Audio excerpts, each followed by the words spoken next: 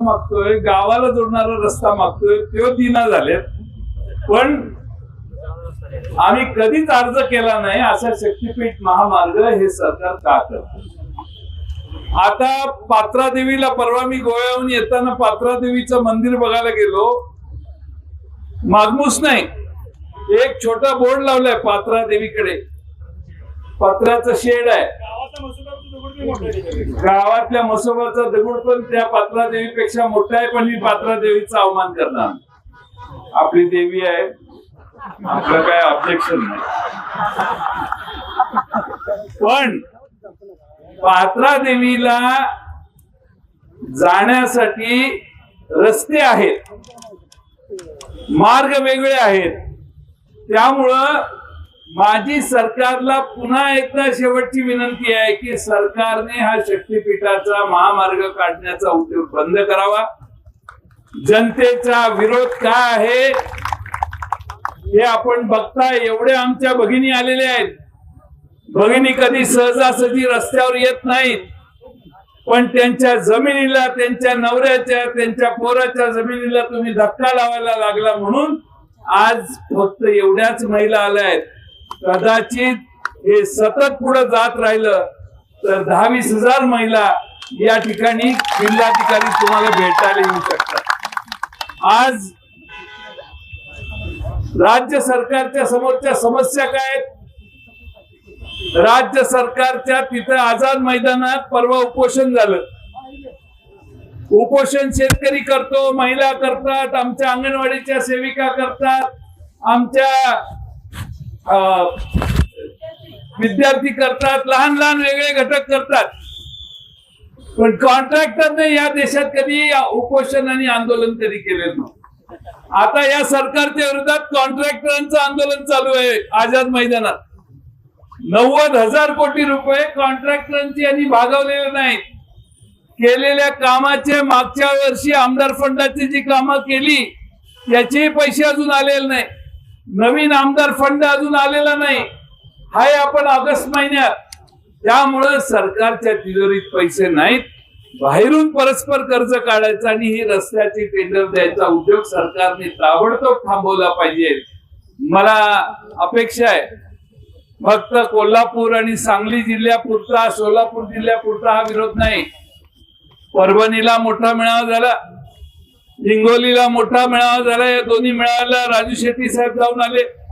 लातूरला आता थोड्या दिवसांनी मेळावा होणार आहे, मोर्चा होणार आहे.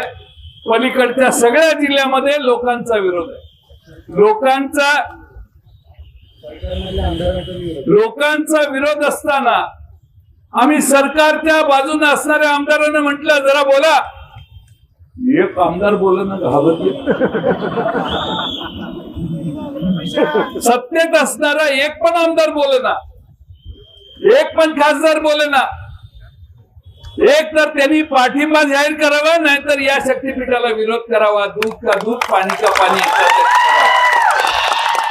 दोन्ही बाजूला राहण्याचा उद्योग बंद झाला पाहिजे. आज मित्रांनो, माझी आपणाला कळकळीची विनंती आहे, आपण एकसंघपणाने सरकारचा अतिरेक परतावून लावूया. मोजणी करायला जर मोजणी करायला जर सरकारी यंत्रणा आली तर तुम्हाला काय करायचंय माहिती आहे. सरकारने अलीकडे खास अधिकारी या जिल्ह्यात पाठवलेत आपलं मोडून काढायला. पण आपणही तेवढ्या ताकदीनं इथं जेल फोडणाऱ्या वसंतदादांचा हा जिल्हा आहे. त्यामुळं सांगली जिल्हा महाराष्ट्रात सगळ्यात वेगळा जिल्हा आहे. त्यामुळं क्रांतिसिंह नाना पाटलांचं नाव घेऊन आम्ही या लढाईला सुरुवात केलेली आहे मगाशी या मोर्चाला. आणि म्हणून माझी तुम्हा सगळ्यांना विनंती आहे की आज आपण निवेदन देऊ, सरकारला पुन्हा जाग आणण्याचा प्रयत्न करू. सरकारने या बाबतीत पुनर्विचार केला पाहिजे अशी शेवटची एकदा विनंती या जिल्ह्याच्या वतीने करू.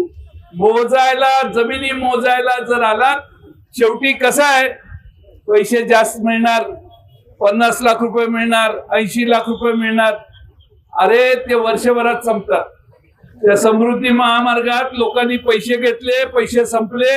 आता पोरांनी उद्योग काय करायचा, बापांनी उद्योग काय करायचा हा प्रश्न पडलेला आहे.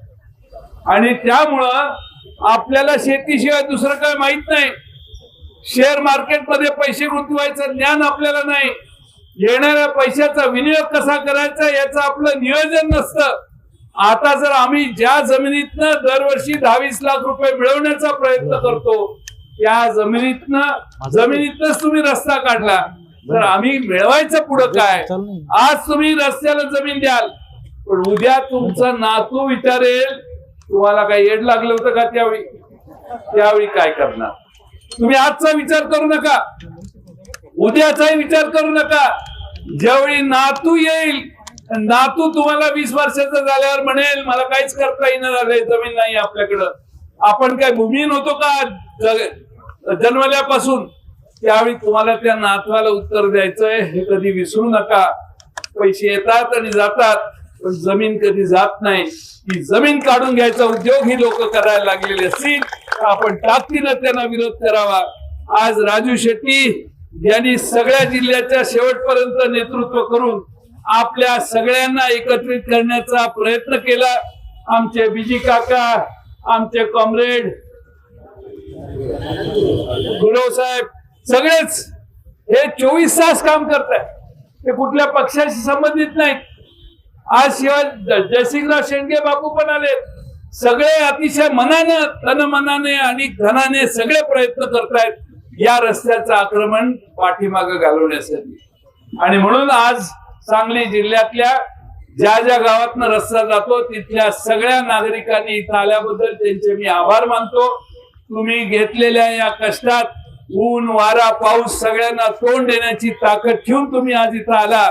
आज सरकारला जाग आणण्यासाठी जे तुम्ही खस्ता खाल्ल्या त्याचं फळ नक्की आपल्याला मिळेल असा विश्वास बाळगतो.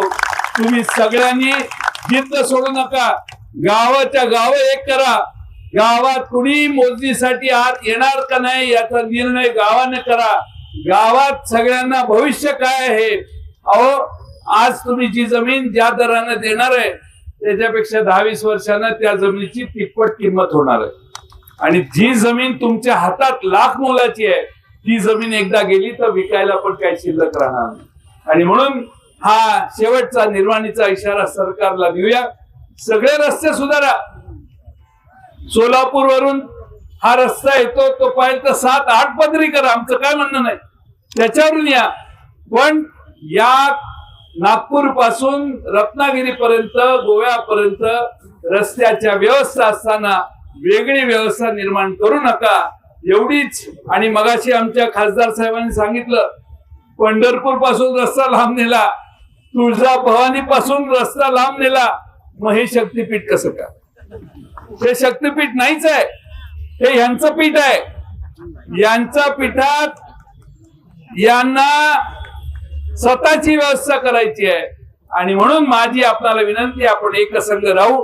खासदार आमचे या ठिकाणी विशाल पाटील साहेब मुद्दामून आले, त्यांचेही आभार मानतो. आम्ही लोकसभा संपल्यानंतर आजचा हा कार्यक्रम ठेवायचं ठरवलं होतं. विश्वजित कदम साहेब पण येणार होते, पण त्यांच्या घरी दुःखद घटना झाली, म्हणून त्यांना आता विनंती केलेली आहे की तुम्ही फोनवरून संदेश द्या. त्यामुळे त्यांचा फोनवरूनचा संदेश आपण सगळ्यांनी ऐका. मग राजू शेट्टी साहेब बोलतील आणि हे सभेचा मोर्चाचा